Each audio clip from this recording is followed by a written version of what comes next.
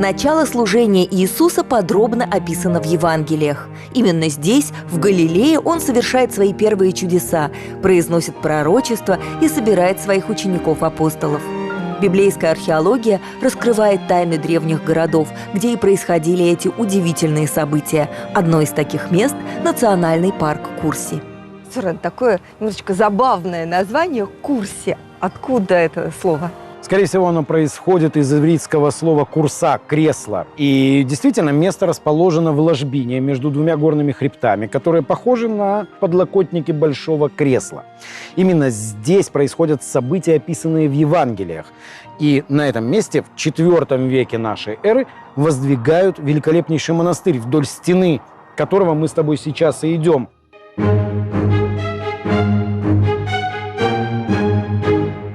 Это такой классический внутренний дворик монастыря. Два колодца, и по краям находились, скорее всего, монастырские кельи, где проживали насельники, а чуть дальше располагались служебные помещения, в том числе масляный пресс, винодельня, которая тоже была при монастыре.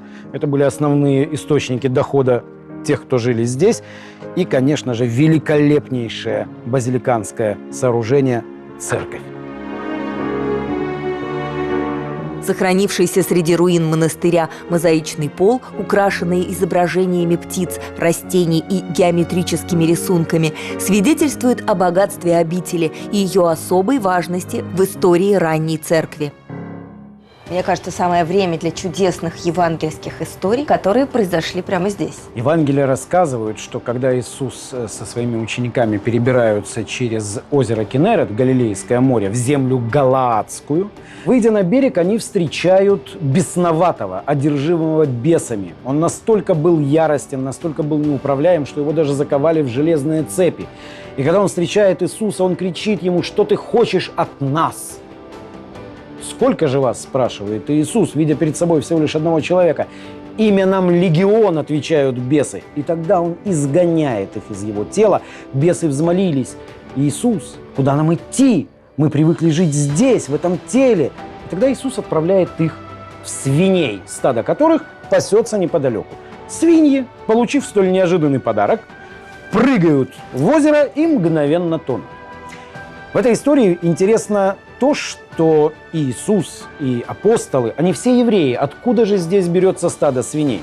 Дело в том, что земля Галаадская, то есть современная территория голландских высот, где мы с тобой находимся, это была языческая территория. Здесь жили греки, здесь жили римляне.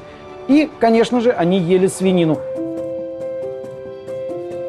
Евангелия изобилуют чудесами, которые совершал Иисус на берегах Галилейского озера. Но главным посылом человечеству, без сомнения, является знаменитая Нагорная проповедь, ставшая квинтэссенцией христианской морали. Традиция связывает это событие с горой Блаженств, где уже в наше время, в 2000 году, при участии папы римского Иоанна Павла II состоялось открытие современного монастыря Домус Галилея, Галилейский дом. Монахи, принадлежащие к общине Неокатукамикан, поставили своей целью восстановить связь между Ветхим и Новым Заветами, расширить диалог между иудаизмом и христианством. Движение за современное возвращение к вере зародилось в Испании, распространилось по всему миру, но самый прекрасный свой дом обрело именно здесь, в Галилее. Легкая светлая архитектура монастыря, пронизанный солнечными лучами воздух, великолепные виды на озеро Кенерет создают ощущение праздника, которым, по мнению монахов, и является служение Всевышнему.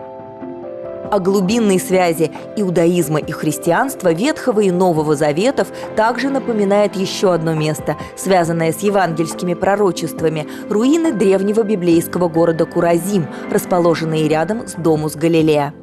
Галилея – особенное место для христиан, и Куразим отличается какой-то отдельно взятой легендой, да? Это не совсем легенда, это текст из Евангелия, в котором Иисус с горечью обращается к жителям городов Хуразин и Бейтсайда, говоря им о том, что они в своей жестоковыйности не принимают учения, не принимают Слово Божье. «Горе тебе, Хуразин, горе тебе, Бейтсайда», произносит Иисус, потому что не хотят жители этих городов принимать новые откровения. «Ибо если б к язычникам пришел, и они бы раньше услышали меня, чем вы, единобожники». В пыль и руины будут превращены стены ваши, низвергнуты вы будете в ад. Ну и многие христиане считают, что именно здесь, в Куразине, и сбылось это пророчество. Руины, окружающие нас, являются тому подтверждением. Исполнение пророчества заняло почти 4 столетия, и за это время Куразим превратился в один из процветающих городов региона. В его строительстве использовались самые передовые технологии того времени. Когда сбылось страшное пророчество о том, что город будет разрушен? Мощное землетрясение, произошедшее в IV веке нашей эры, разрушило Куразин, и путешествовавший здесь один из отцов ранней церкви, Евсевий Кейсарийский, так об этом прямо и пишет. «И сбылось пророчество, и обратился Куразин в прах».